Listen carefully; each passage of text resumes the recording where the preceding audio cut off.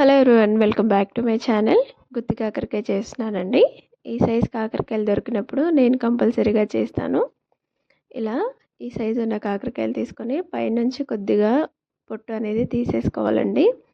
అలాగే ఇలా లోపల నుంచి విత్తనాలు కూడా తీసేసుకోవాలి. ఇలా చేస్తే చేదు అనేది కొద్దిగా తగ్గుతుందండి. తొందరగా ఉడకడానికి కూడా వీలుంటుంది. ఇలా అన్నీ కట్ చేసి పెట్టుకున్న తర్వాత అందులోకి ఒక టేబుల్ స్పూన్ వరకు ఉప్పు వేసి ఒక హాఫ్ అన్ అవర్ పక్కన పెట్టేసుకోవాలి.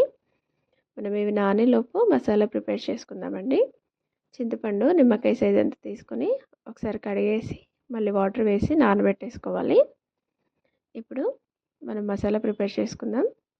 ధనియాలు, జీలకర్ర, అలాగే కొద్దిగా మెంతులు వేసుకోవాలి. వేసుకొని ఇవన్నీ వేగనివ్వాలండి. కొద్దిగా కలర్ చేంజ్ అవ్వాలి. ఇవి కలర్ చేంజ్ అయిన తర్వాత మనం ఎండు కొబ్బరి వేసుకొని స్టవ్ ఆఫ్ చేసుకోవాలి. ఇప్పుడు ఇవన్నీ మనం మిక్సీ జార్లోకి వేసుకొని తగినంత కారం, ఉప్పు, అలాగే కొద్దిగా పసుపు వేసేసుకోవాలి. ఇవన్నీ వేసేసి మెత్తగా పౌడర్ లాగా చేసుకోవాలండి. వాటర్ వేయకూడదు. ఇప్పుడు మనం ఆనియన్స్ ఫ్రై చేసుకోవాలి. ఆనియన్స్ వేసుకొని కొద్దిగా కలర్ చేంజ్ అయిన తర్వాత మనం నానబెట్టుకున్న చింతపండు వేసి స్టవ్ ఆఫ్ చేసుకోవాలి. జస్ట్ వేడి తగిలితే సరిపోతుంది చింతపండుకి.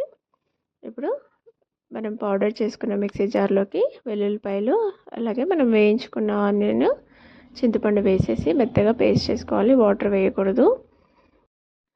మసాలా ప్రిపేర్ అయిపోయింది కదండి. ఇప్పుడు మనం కాకరకాయలని ఇలా వాటర్ అంతా పిండేసుకోవాలి. ఇందులోంచి చేదు అనేది వెళ్ళిపోతుంది. ఇలా అన్ని కాకరకాయల్లోంచి వాటర్ తీసేసిన తర్వాత మనం ఆనియన్ ఫ్రై చేసిన ప్యాన్లోనే కొద్దిగా ఆయిల్ వేసి ఈ కాకరకాయలని వేసుకొని 3 to 4 minutes వరకు వేయించుకోవాలి మీడియం ఫ్లేమ్లో. ఇలా వేయించుకుంటే మనకు కర్రీ అనేది తొందరగా రెడీ అయిపోతుందండి. ఇలా పైన కలర్ చేంజ్ అయితే సరిపోతుంది. మనం తీసేసుకోవచ్చు. కొద్దిగా మెత్తబడతాయి. ఇప్పుడు మనం ఇందులోకి మనం గ్రైండ్ చేసి పెట్టుకున్న మసాలాని స్టఫ్ చేసుకోవాలి. నేను ఒక చేతితో ఫోన్ పట్టుకొని ఇంకో చేతితో చేస్తూ ఉంటానండి. అందుకని నాకు స్టఫ్ చేయడానికి ఒక చేయి వాడాల్సి వచ్చింది.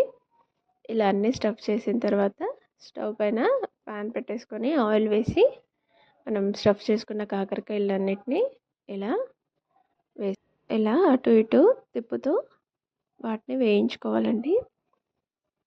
లో ఫ్లేమ్లో పెట్టి ఒక 3 నిమిషాలు వేయించుకుంటే సరిపోతుంది.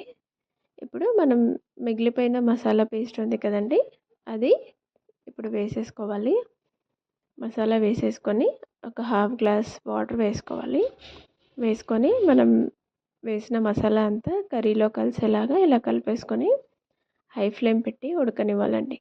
హై ఫ్లేమ్ పెట్టి ఉడకనిస్తే ఇది వాటర్ అంతా కొద్దిగా చిక్కబడతాయి.